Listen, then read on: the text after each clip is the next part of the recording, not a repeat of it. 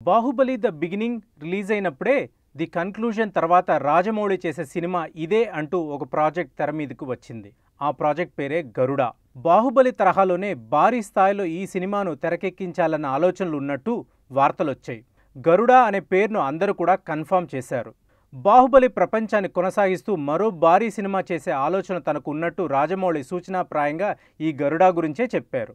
రాజమౌళి తండ్రి విజేంద్ర ప్రసాద్ కూడా ఇదే విషయాన్ని చెప్పారు ఒక ఇంటర్వ్యూలో. ఈ సినిమా కోసం 25 కోట్లతో స్పెషల్ టీజర్ చేస్తామని, దీని బడ్జెట్ 1000 కోట్ల దాకా ఉండొచ్చని కూడా అప్పుడు వీళ్ళందరూ మాట్లాడుకున్నారు. కానీ తర్వాత ఈ ప్రాజెక్ట్ వార్తల్లో లేకుండా పోయింది. ఇప్పుడేమో రాజమౌళి తన తర్వాతి ప్రాజెక్ట్ విషయంలో ఏ క్లారిటీ లేదంటున్నాడు. మరి గరుడ ప్రాజెక్టును రాజమౌళి ఎందుకు పక్కన పెట్టేశాడనేది అర్థం కాని విషయం. అయితే రాజమౌళి సన్నిహితులు చెప్తున్న విషయం ఏంటంటే, బాహుబలి ద కన్క్లూజన్ చేస్తున్న సమయంలో రాజమౌళి ఆలోచన గరుడ నుండి మారిపోయిందంట.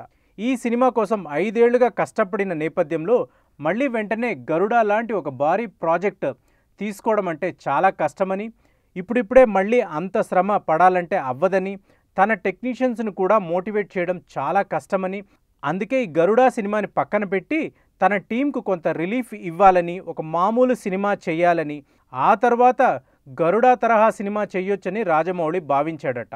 అందుకే ఈసారి గ్రాఫిక్స్, విఎఫ్ఎక్స్ లేకుండా సినిమా చేస్తానని రాజమౌళి అన్నట్టు అందరూ చెప్తున్నారు.